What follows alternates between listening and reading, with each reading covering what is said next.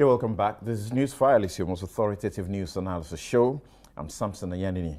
And by way of my take, very briefly this morning, I want us to take a peek into the chambers of the Supreme Court of Ghana. And I dedicate this to Carl Kwame Adongo, who is being laid to rest today. May his soul rest in perfect peace. He was such a very affable senior, very generous with his knowledge that he acquired. He is a lawyer I had a lot of respect for, and he just left us suddenly, in such a sudden manner. I understand that most of my colleagues, particularly Thaddeus Sore's law firm and associates, are all in Bolgatanga this morning. We wish him a very safe journey. Well, going to the Supreme Court's chambers, I want us to learn just a bit about how the court goes about making its judgments. When the hearing is over, all the people come, give their facts and everything. All the arguments canvassed by both sides are over. The president of the panel, there's always one who presides over the particular panel. The president of the panel convenes a judgment conference at which the particular panel, members of that panel, deliberate on the outcome of the case. Individual opinions and reasons for those opinions are heard. It may start from the most junior to the most senior on the panel, and we understand, according to Justice Dateba, Doctor, retired, that this is done in that manner so as to avoid seniors dominating the debate. So the most junior begins to give his opinion, then it continues in ascending order until the very final person who will be the most senior gives his opinion on the case. There is room for exchange of views in the light of the discussions that go on. Individual draft judgments may have been circulated ahead of the conference. So each judge may have written their own draft judgment and circulated ahead of the conference. Some presiding judges prefer judges attending the conference to come without any fixed views. So it makes it easier for one to modify his initial views of a case. A decision is then reached to have a unanimous judgment, that is if they all agree, or if there is not a unanimous agreement, then the rest follows. There may be concurring opinion, as in this present case we have Justice Benin giving a concurring view, and which is actually in support of the main view as well. So there may be concurring opinion or a dissenting one to a lead judgment. Concurring opinions do not reach different conclusions as the majority decision, while the dissenting opinions will normally reach a different conclusion from the majority. If they are divided, there will be the majority and minority opinions, with each writing their separate decisions sometimes.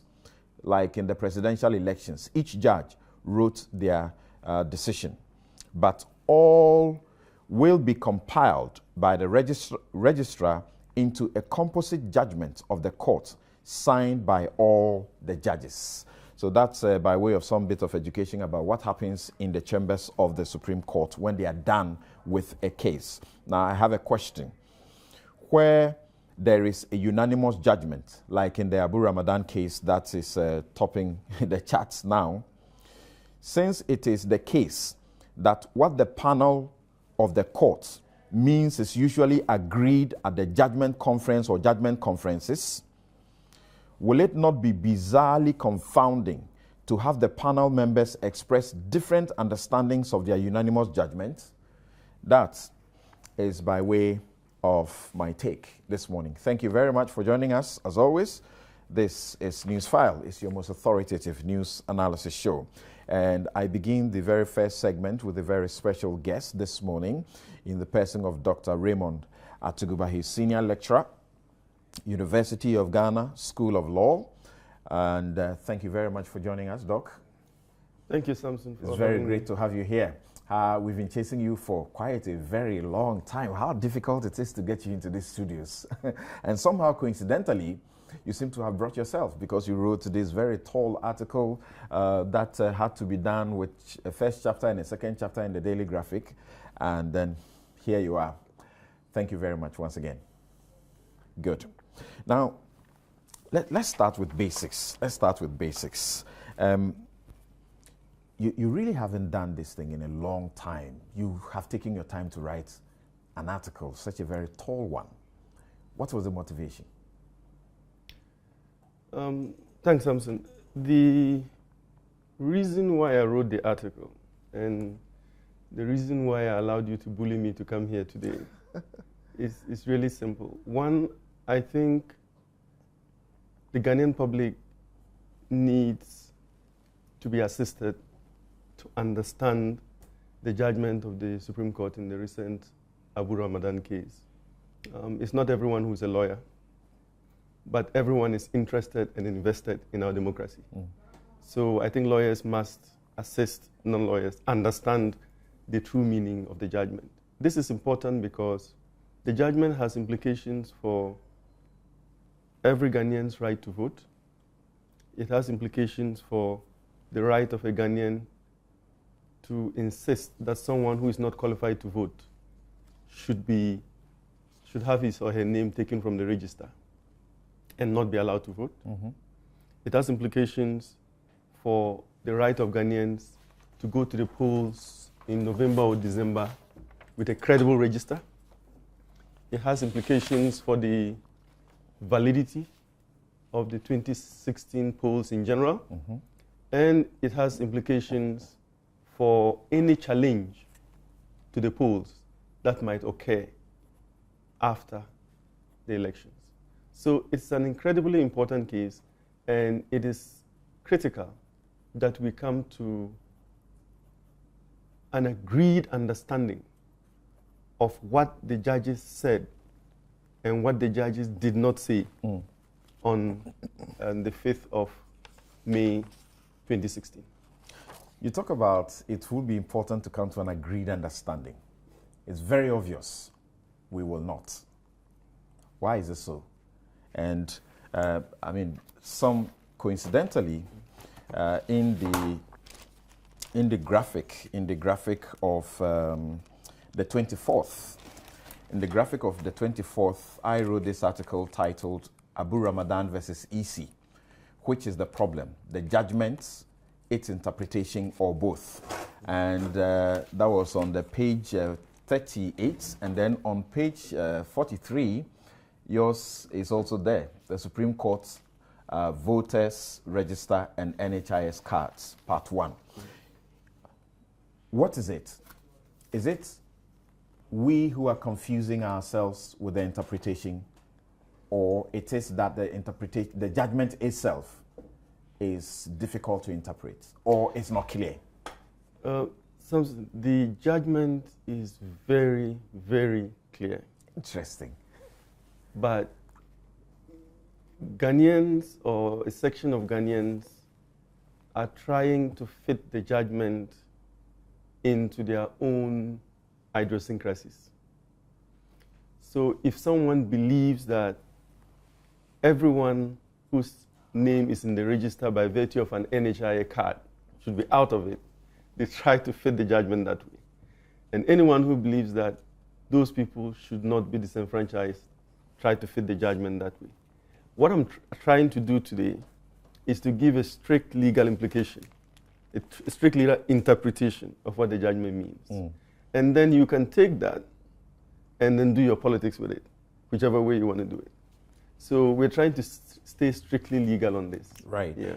But you raised 5 key points, yes, which you said were misinformation or wrong information put out there in the public. Yes. And you set out to correct those impressions. Yes. And I find that you actually didn't make much commentary. What you did was simply copy, portions of the judgment and just, put it out there for the public. Okay. But your number one impression or misinterpretation, you say, or wrong interpretation that's been put out in the public, you say that it is the case that people are saying the plaintiffs won their case. That is Abu Ramadan and Evans Limako, they won their case. You say you come to discuss that and you make the emphatic conclusion that they did not. They lost their case entirely. How can that be true? Well, as you rightly said, in my approach, I decided to let the Supreme Court speak for itself rather than speaking for the Supreme Court. Right. So I set out the 6 conclusions from the judgment, and under each conclusion, I just simply cut and pasted the very words of the Supreme Court in support of each of the 6 conclusions, so that you can't say that it's Raymond saying these are the 6 conclusions. So demonstrate that they lost the case. Okay, so 1, the plaintiffs lost the case because all the substantive claims that they brought to the court were dismissed. And Samson, if your case is dismissed in substance, how on earth can you say you won the case? They have 4 reliefs, correct? Out of the 4 reliefs, depending on how you count, 3 of them were granted. It depends. It was the 4th relief, which had a subset, B and A, that was dismissed. So Samson, you are counting the reliefs in a particular manner. Let me take you through what I have. First, the plaintiffs wanted the Supreme Court to declare that the current voters' register is unconstitutional, null and void, and therefore of no effect. The Supreme Court declared that the current voters' register is constitutional. Would you say that they won that point? Of course not. Okay. The plaintiffs also wanted the Supreme Court to declare that based on the previous judgment in 2014, all persons who got onto the voters' register by using the National Health Identification Card as a means of identification were not validly on the register and were automatically to be deleted from the register. This is because their interpretation of that judgment was that the use of those ID cards was void. And as a lawyer, you know that once it is void, it is as if it did not exist. Correct. In other words, although the names of the NHIA registrants are on the register, in fact, in law, de jure, they are not. The Supreme Court refused to accede to that claim. In fact, the Supreme Court overruled their previous decision in Abu Ramadan.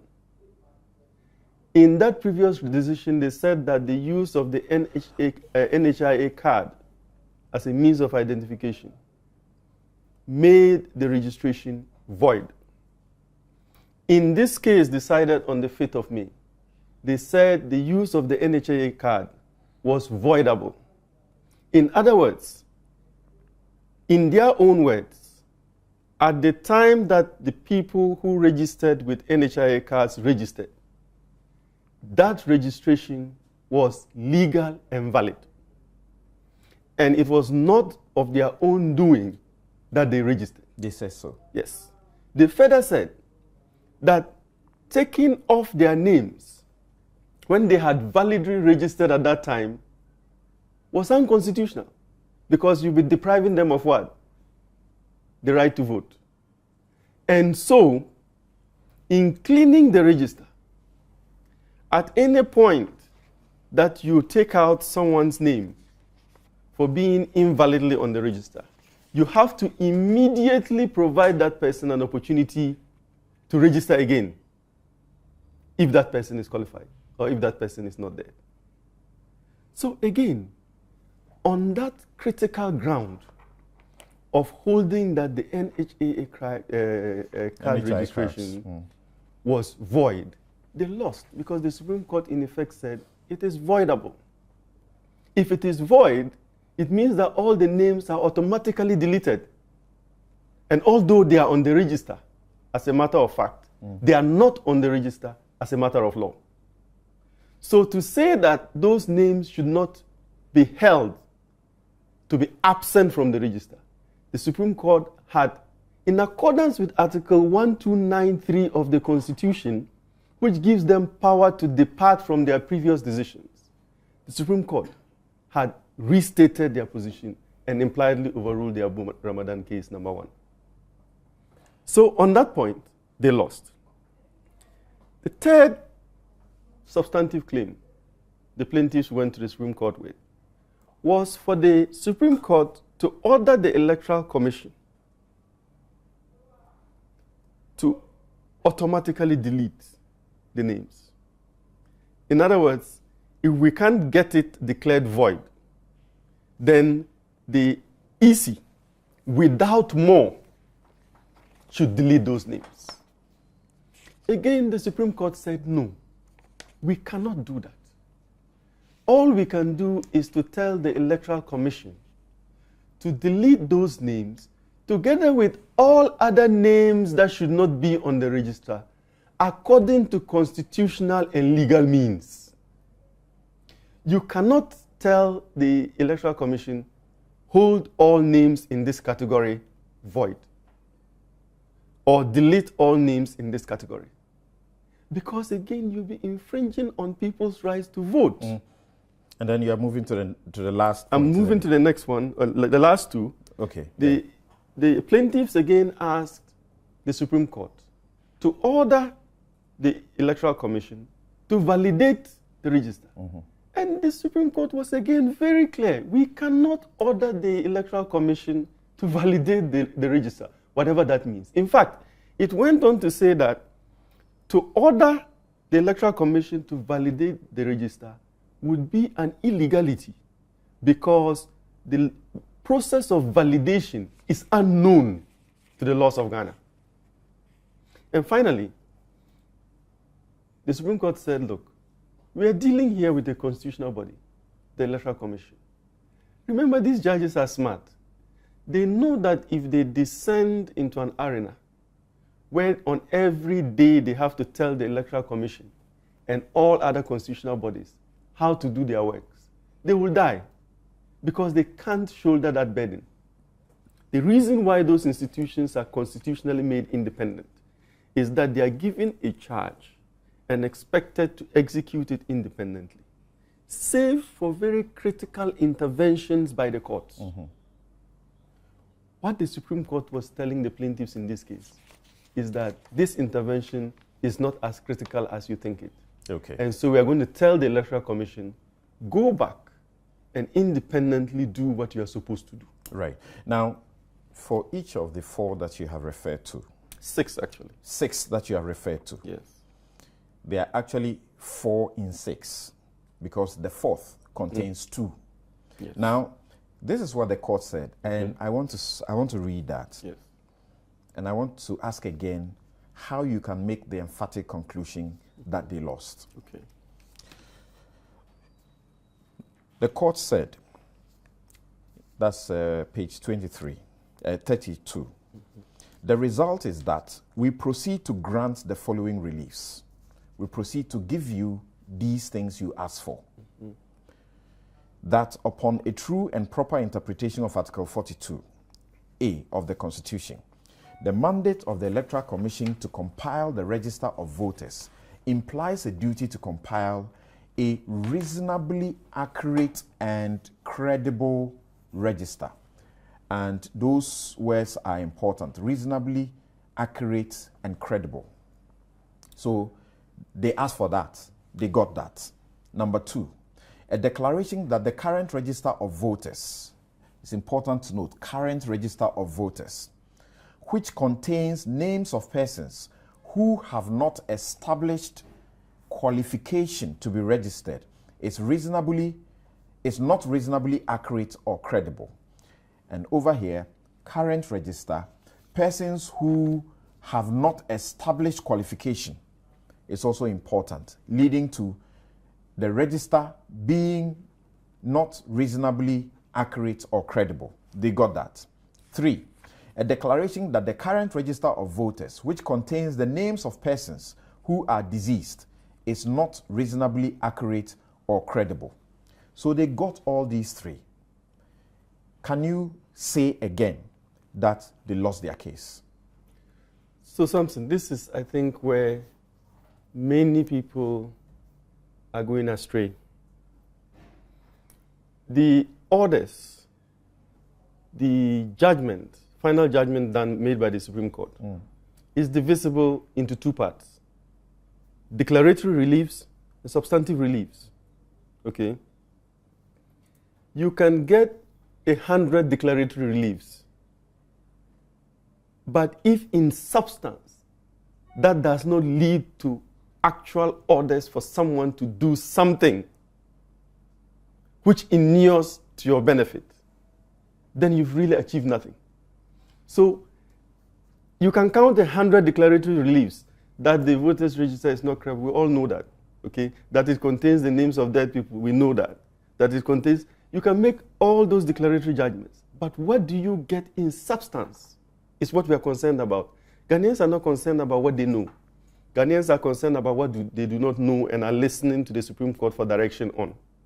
And what I'm saying is that on the matters that are of concern to the Ghanaian, not the declaratory judgments, but the substantive reliefs, the plaintiffs got 0% of their substantive reliefs and cannot be said to have won their case. Is it not instructive that even when the concurring opinion was being rendered by Justice Benning, Yes. he spoke about the suit having been dismissed, but he qualifies it. You don't want to qualify it.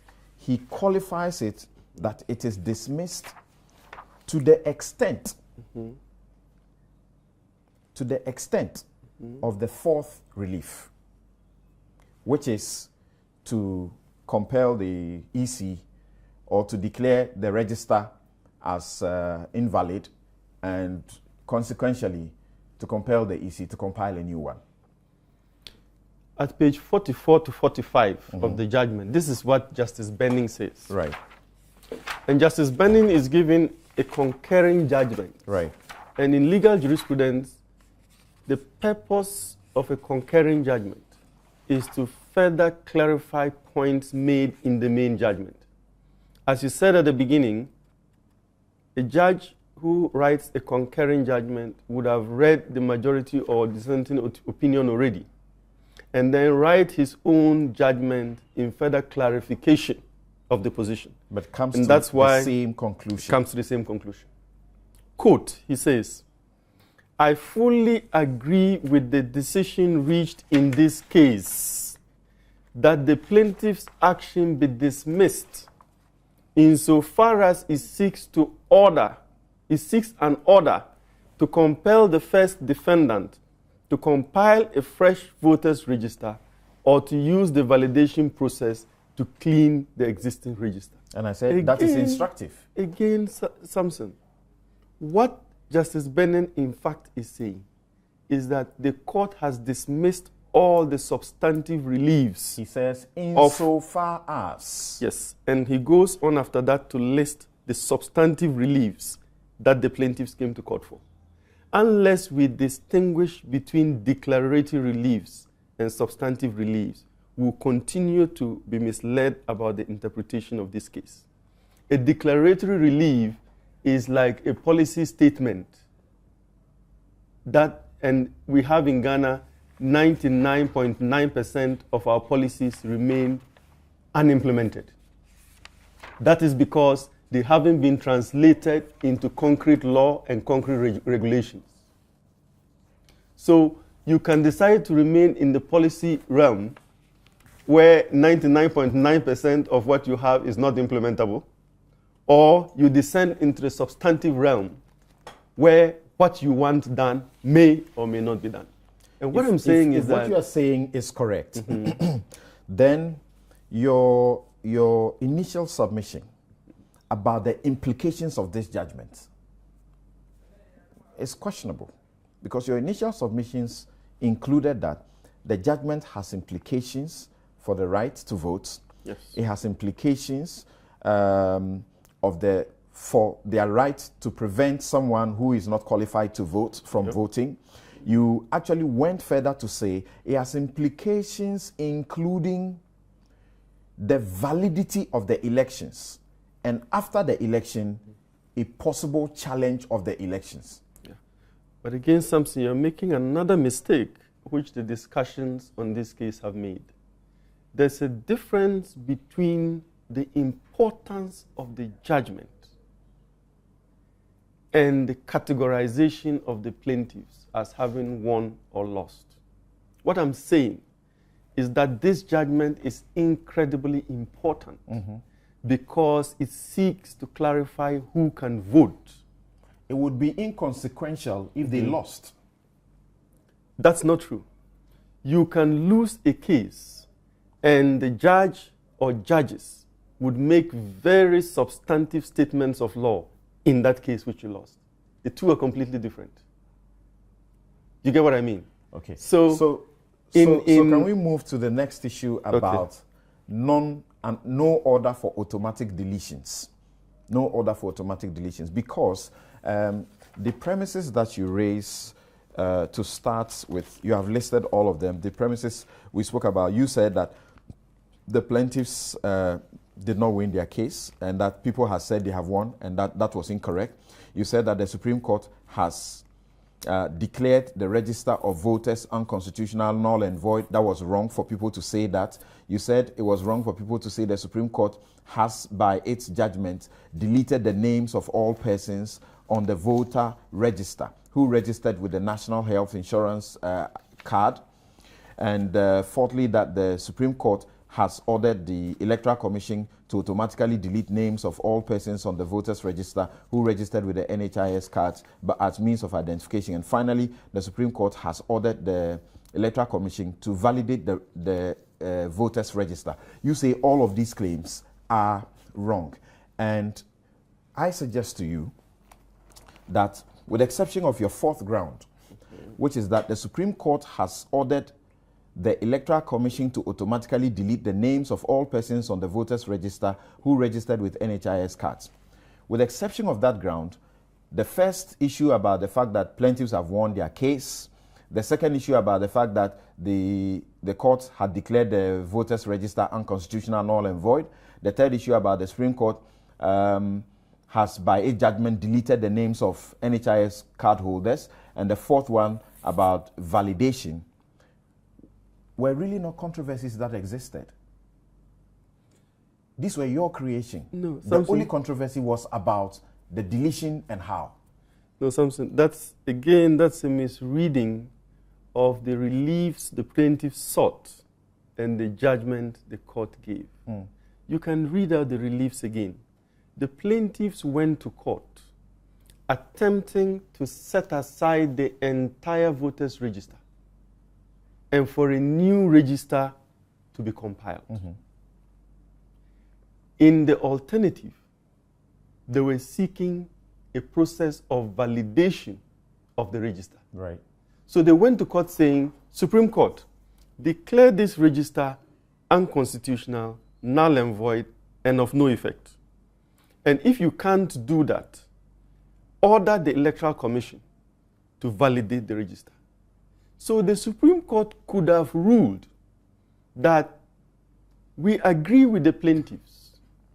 The current voter register is unconstitutional, null and void, and therefore of no effect. And the Electoral Commission would have had to start... You raise these grounds, and you say that among these utterly wrong interpretations are the following.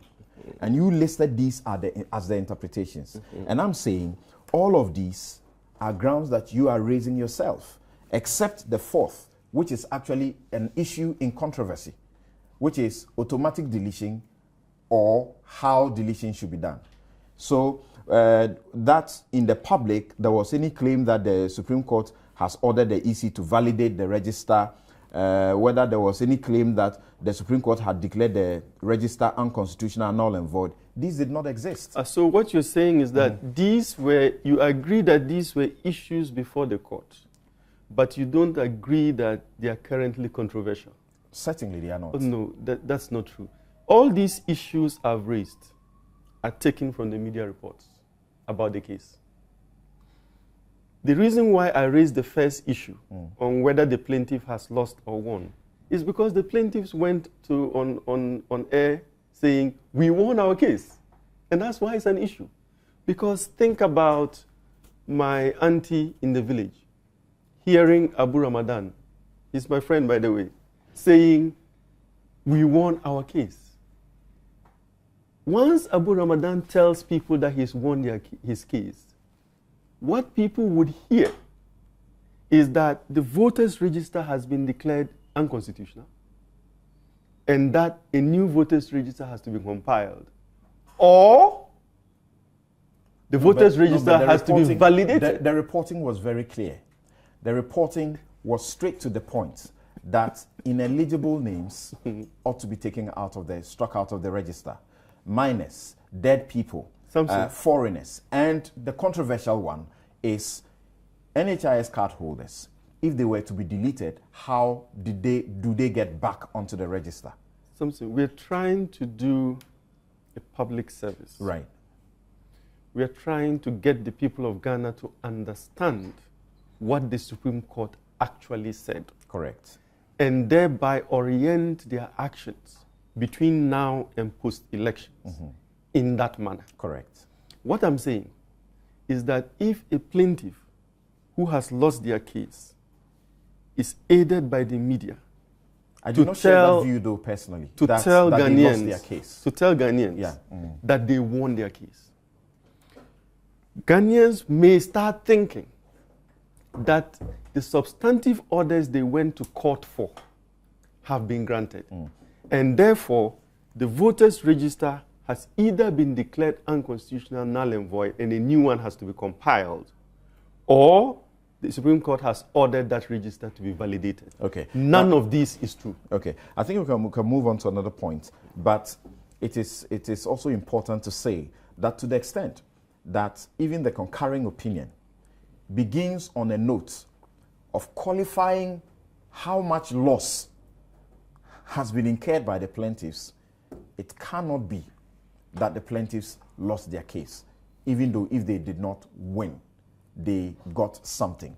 Now, you say that the court did not order automatic deletion of the names. What do you mean by it did not order automatic deletion of the names? So, of persons who register with NHIS card, correct? So, first thing is that the court ordered that the register should be cleaned. And by cleaning, the court meant that people whose names should not be on the register should be taken out. Right. The court did not order that they should be automatically taken out. And the court did not order that they should be struck down by the court. So, let's be clear on this. The Supreme Court could have, on its own, struck out the names of all persons who do not qualify to vote. They have the power to do that. They declined to do that. The Supreme Court could have ordered the Electoral Commission to automatically take out all the names of all the people who shouldn't be on the register. The Supreme Court declined to do that. The reason why they declined to do that are two. First, it is inappropriate for a court of law to overmeddle in the internal functioning of an independent constitutional body. It is not only inappropriate, it is impracticable for the Supreme Court to watch over the functioning of the Electoral Commission on a day-by-day basis.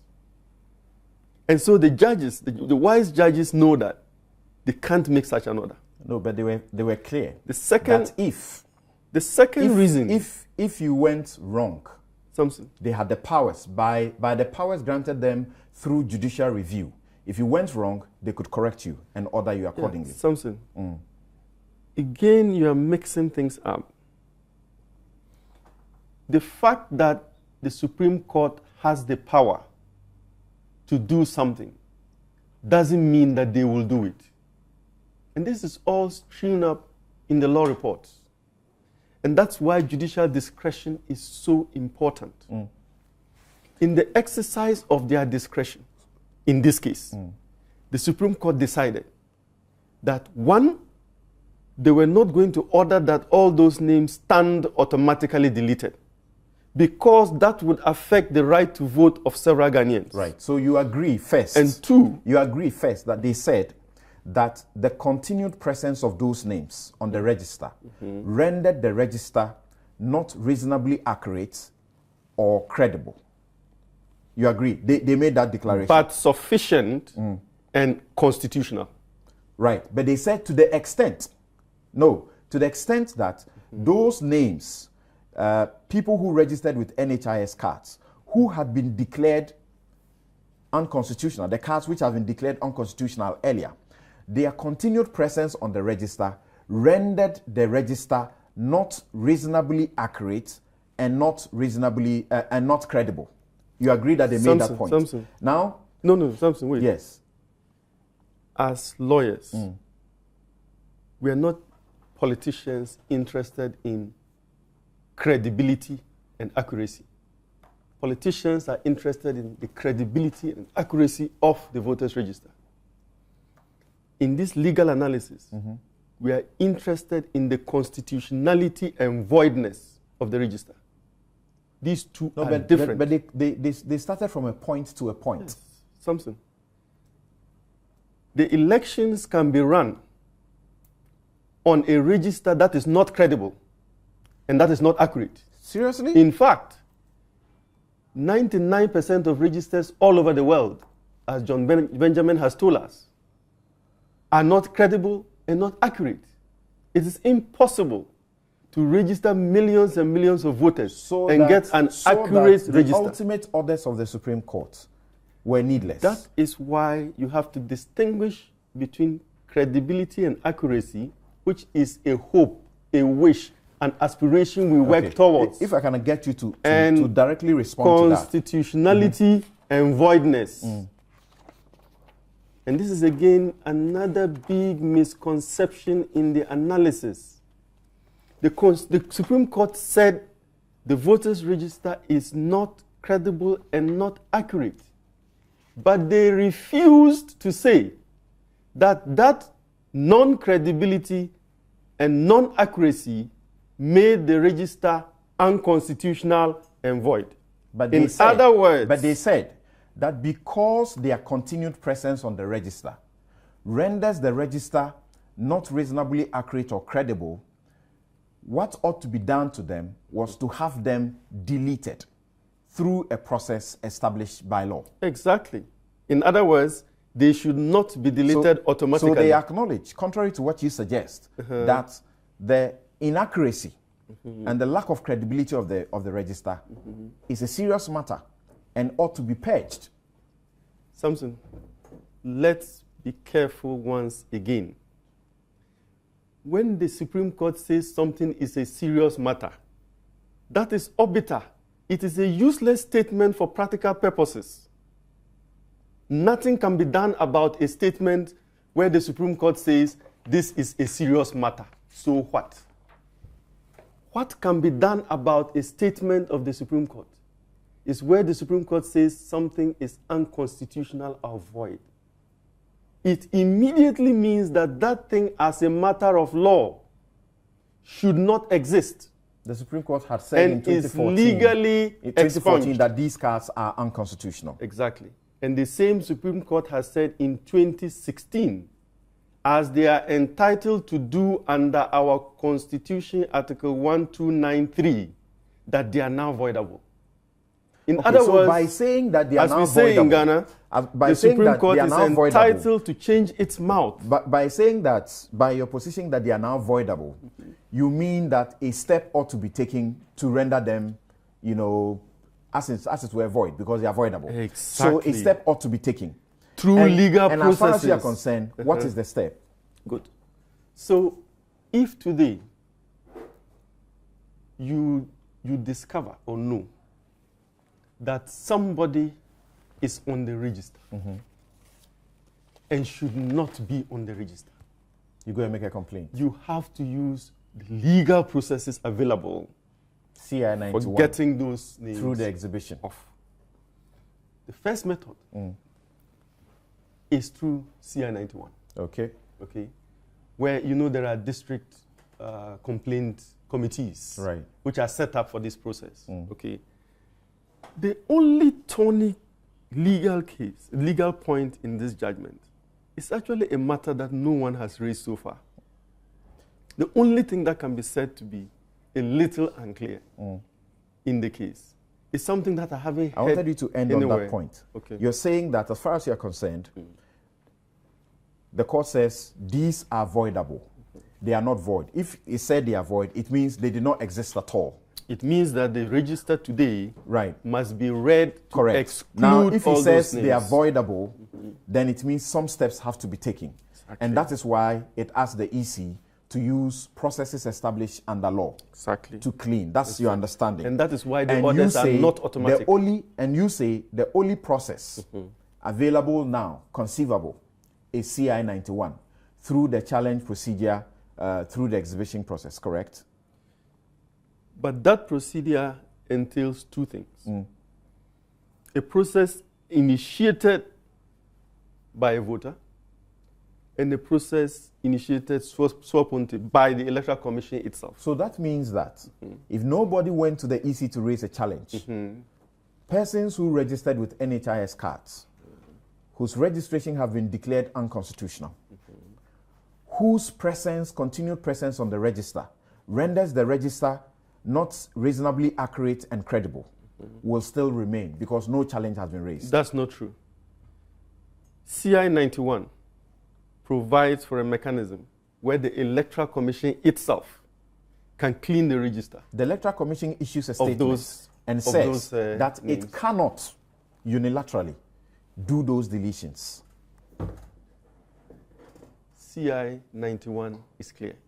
No, but the Electoral Commission statement, if I could read it to you, that's their statement. The Electoral Commission statement. Samson. Right. The way in which the media interprets statements is problematic. Okay. Okay. I was astounded yesterday when I saw all the newspapers, Daily Graphic, Times, Daily Guide, Statesman, attributing to Justice Doche what he did not say. We'll end on that, Justice Doche. So just hold on with Justice Doche. I don't want to take this interpretation of just wait. We'll end on Justice Doche. But the EC's statement that it issued said, among other things, that the EC cannot unilaterally, these are its words, it cannot unilaterally delete the names. You are saying there's a process in the EC's, in CI 91 that allows the EC to do the deletions.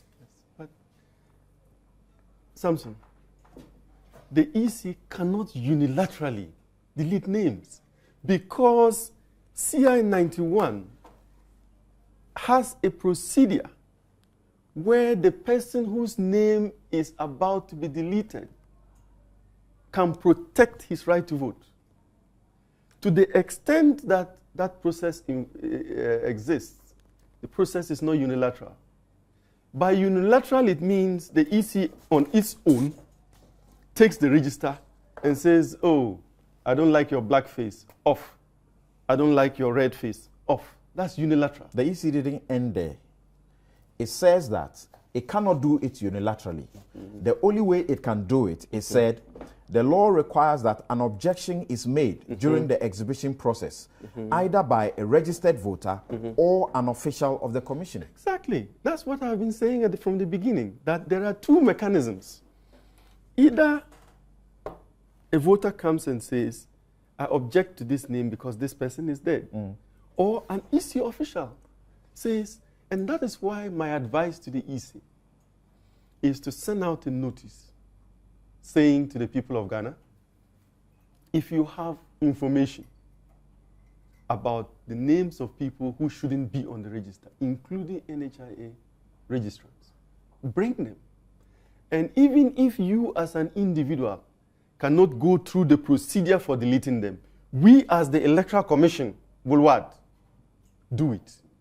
Because so your understanding is that the order to the EC is delete NHIS card holders, including others, but delete them through the exhibition, the challenge process. Delete them according to law. Right. And according to law is the exhibition process, the challenge process. According to law is the process in CI 91. And which is what I'm referring to. Exactly. Now, do we pay attention? However. Do we pay attention? However. Yes.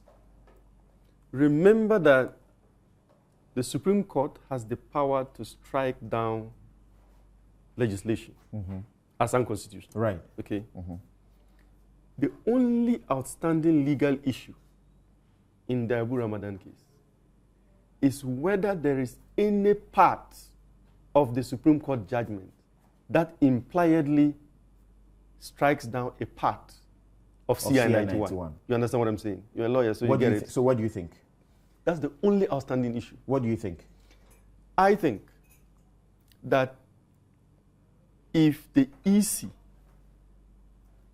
uses the process in CI 91 and that process is unable to catch all the persons who make the current register unclean, then that process is impliedly changed to the extent of the Abu Ramadan judgment. Okay, now I wanted you to pay attention to this. In pages 20 and 21 of the July 2014 judgment, the EC suggested that it could rely on the challenge process mechanism to clean the register. This is what the court said, and this is Her Ladyship, the Chief Justice. An unhealthy reliance on the challenge and complaint tier is bound to generate chaos, confusion, and anarchy at registration and polling centers.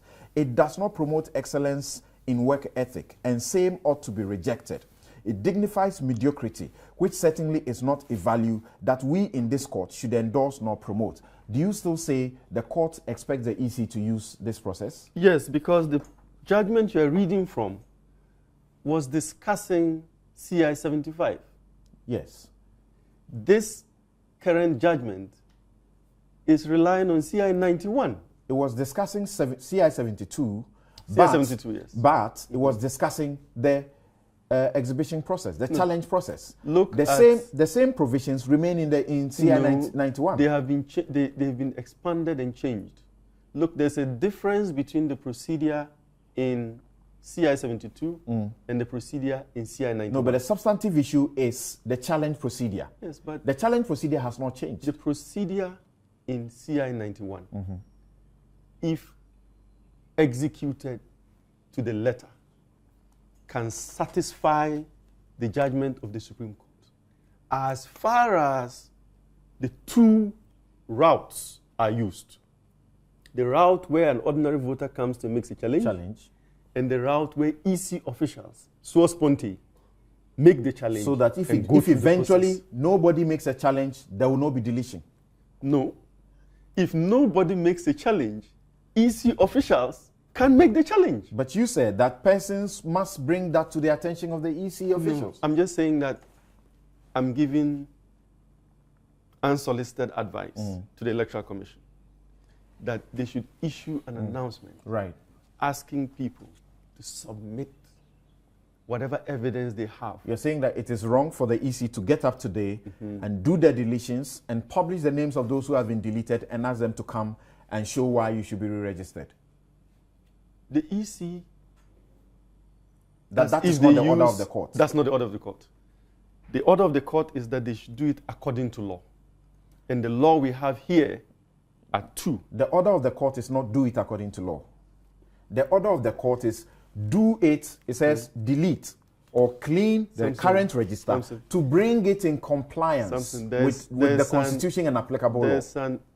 That's what I just said. Bring it in compliance, not according to do the process according to law. Every order of a court is presumed to mean that that order should be carried out legally, because the court of law is presumed to act according to law.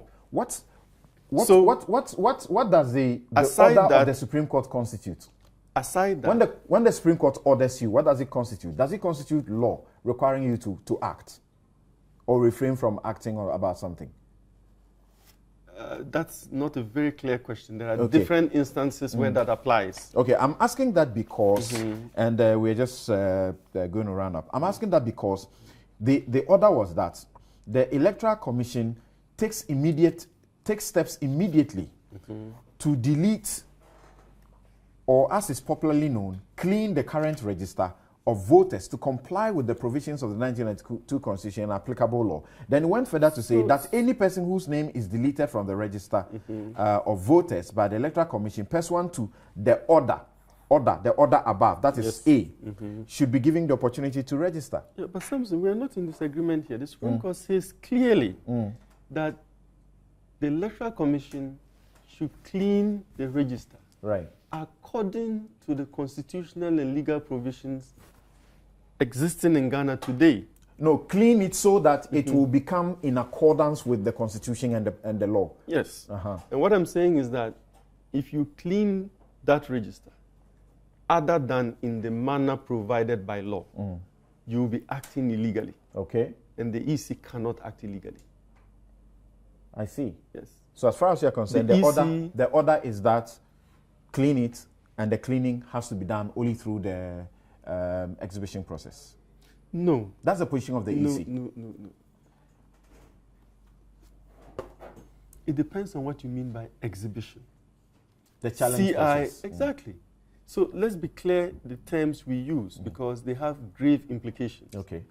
The EC, the Supreme Court said, do the cleaning of the register according to law. And by law here, we mean the 1992 that is in the judgment. Constitution. I'm referring to the orders. The orders didn't say do it according to established law. The order said do it so that the register will become compliant with the Constitution and applicable laws. How else can the EC clean a register other than in accordance with law? Was there good reason the court asked the EC whether it has a database of those to be deleted in court? And the EC answered in the affirmative that yes, we know these people. And was there a basis? Because the courts normally don't want to issue what they call brutinfulment. They don't want to issue an order that cannot be obeyed. Okay. So they wanted to find out whether the orders they may make are capable of being enforced. So if I ask you, do you know the people you want to delete, we want to ask you to delete, and you say, I know them.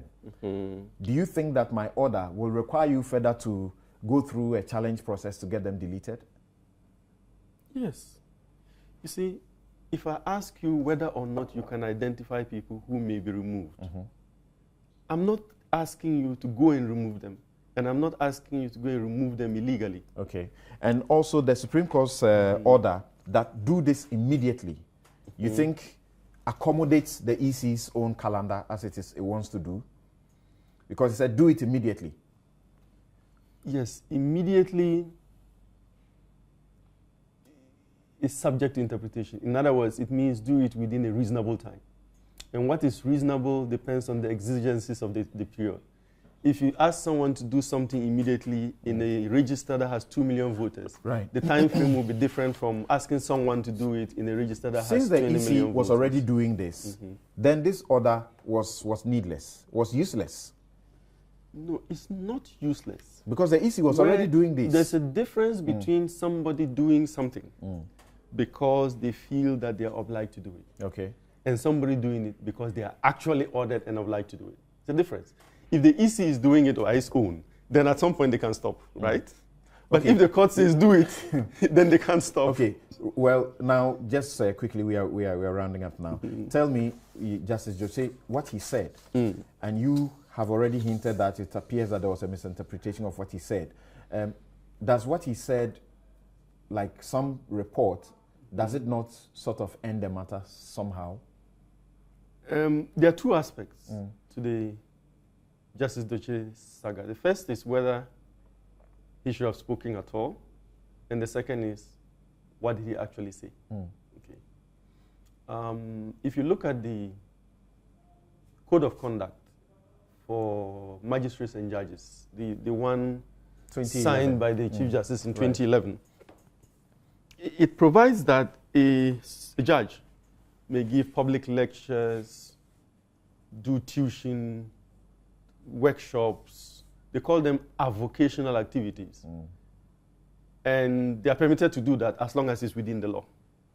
So Justice Doche was within his right when he went to teach magistrates on electoral laws. Okay.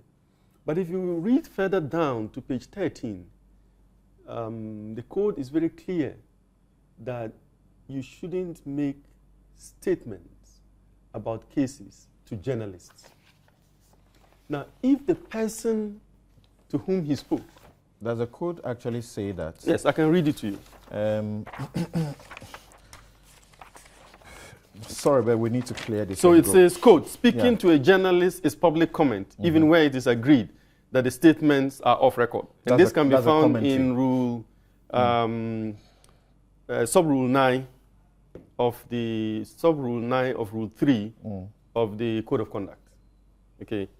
So there he went wrong, okay? The code says, Rule 3.9 says that except as otherwise provided in this section, okay, so section 3.9, except as otherwise provided in this section, a judge shall abstain from public comment about a pending or impending proceedings in court, in any court, and shall require similar abstention on the part of court personnel. Then A judge is permitted to make public statements in the course of his or her official duties, or to explain for public information the procedures of the court, general legal principles, or what may be learned from the public record in a case. Yeah, but you have to go down to the part which says that... That's the explanation. So the first part says, don't make public comment. Yes, there's an exception. And then down there it says, speaking to a journalist is public comment. So there's no way you can say that you can speak to a journalist and still be within the rule. I'm reading here. A judge is permitted to make public statements. Permitted to make public statements. Again, Samson, let's be careful. A public statement is different from public comment. In legal analysis, you have to watch the words. The rule says, don't make public comment. And if you speak to a journalist, even off record, that is public comment. All right. So you can't make a public comment. But you can make a public statement. What Justice Doche did was a public comment, and he shouldn't have. Very interesting. The sad part is that the journalists and all the newspapers misinterpreted what he said. First, he says, I am not interpreting the judgment. So I don't know where the media has gone in Ghana today. Okay. The man says, I'm not interpreting the statement. And then the next day, all the newspapers say, Justice Doche has interpreted the judgment. But you are saying you wish he hadn't commented at all. How did we arrive at that in this country? Okay. Well, too bad time has run out of us in a way that I can't understand. Yeah. But thank you very much for the opportunity, for coming to the studio. What would be your advice? You were saying you're going to give an advice. What would be your advice to go forward with this and to avoid the implications for the validity of the election, which you mentioned, and for any challenge after the election? Yes. So my advice is that the Electoral Commission should continue what it has started. It has issued a statement, given an understanding of the judgment. it needs to go further and specifically request people who know, who have evidence of the extent of unreliability of our register to submit that evidence. When it is submitted, they should not use only the route which involves a voter contesting through the complaints committee, because that is arduous, and not many people have the time and energy and money to do that. Whatever evidence they have, they should allow their own officers to additionally make those challenges. That will get us to a more credible register. That aspiration of a more credible register. Since he has the list of the, it says he has the list of these people, he doesn't need all of this. He should just go ahead and clear them off. Again, Samson, let's be careful. The Supreme Court didn't say that it has the list. I was in court that day. They were asked whether they can identify. They say you can't. So why should they The wait words, for any process Samson, to do that? the words are important. Okay, thank if you. I say thank you very I can much, identify, it's different from I have the list. Thank you very much. I've been Okay. speaking to Dr. Raymond Atuguba. Thank you very much. He's a senior lecturer at the University of Ghana Law School, and he holds some very, very interesting opinions that differ from what you may have heard generally on the Abu Ramadan case and its judgment. Thank you. Take a quick break here. We'll be right back.